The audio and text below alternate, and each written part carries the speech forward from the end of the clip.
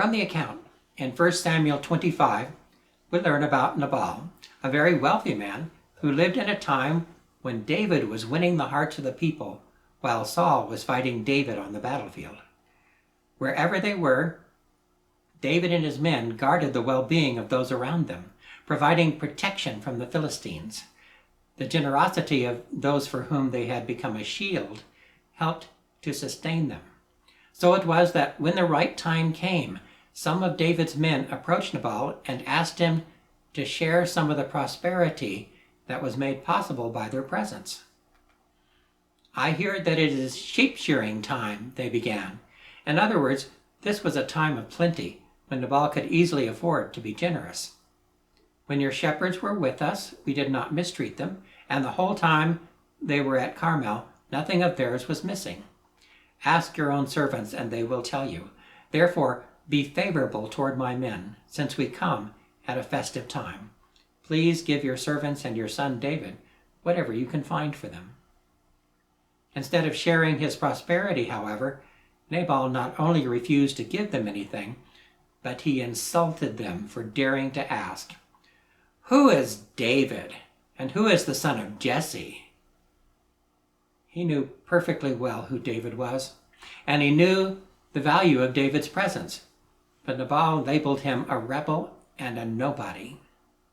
When his response was reported to David, he was furious, and he gathered 400 of his men, intending to have his revenge.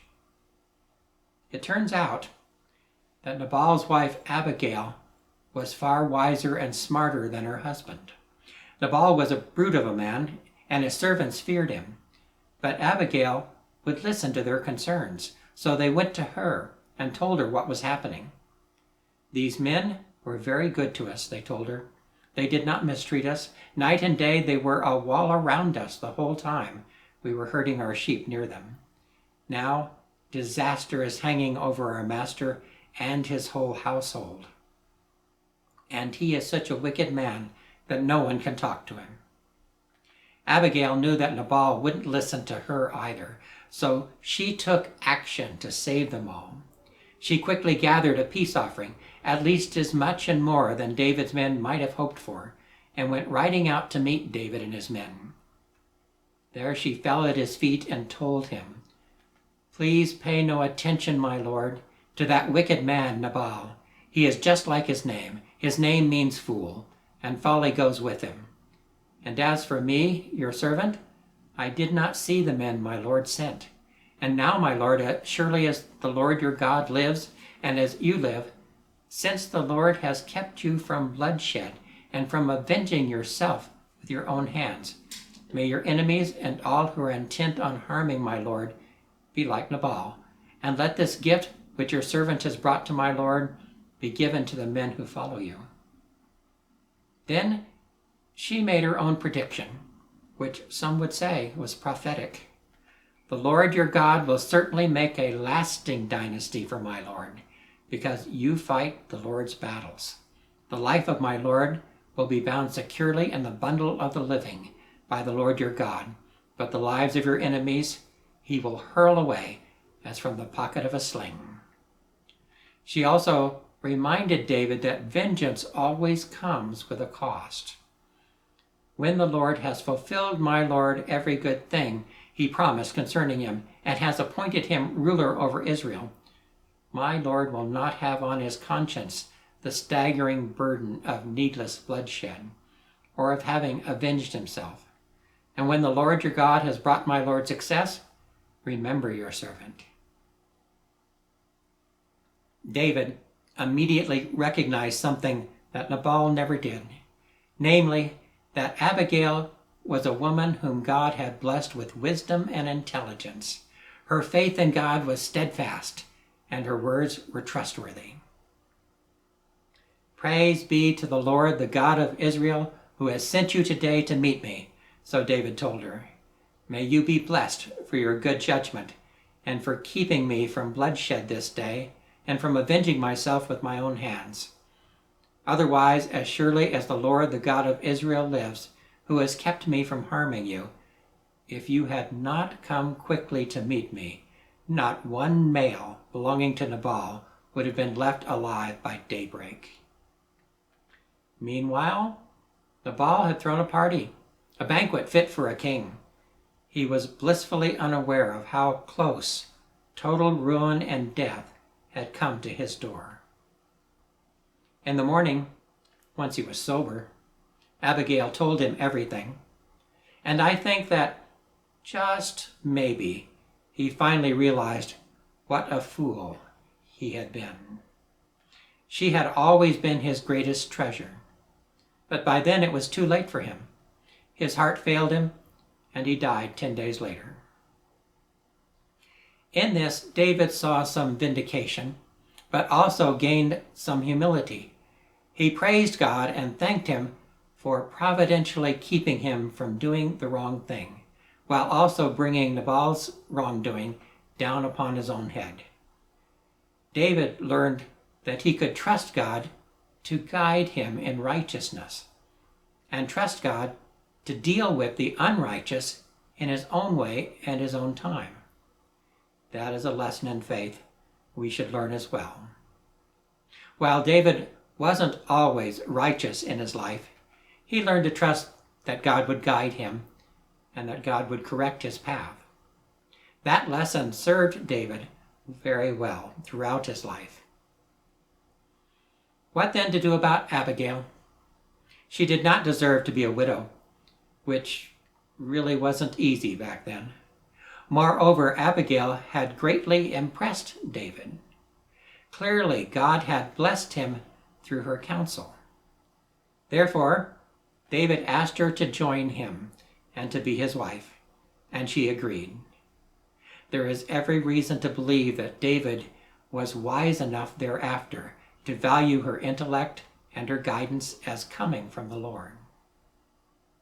The world has tended to react to the story of Abigail in ways that reflect the attitude of the reader. She is recognized by a great many as an incredible woman who was both intelligent and beautiful. In fact, the Talmud names her along with Rahab and Sarah and Esther as being one of the 4 women of surpassing beauty in the world. Quote. She is also one of the 7 Jewish women prophets in a list that includes Miriam, Deborah, Hannah, Sarah, Huldah, and Esther, who each in their own time spoke on behalf of God.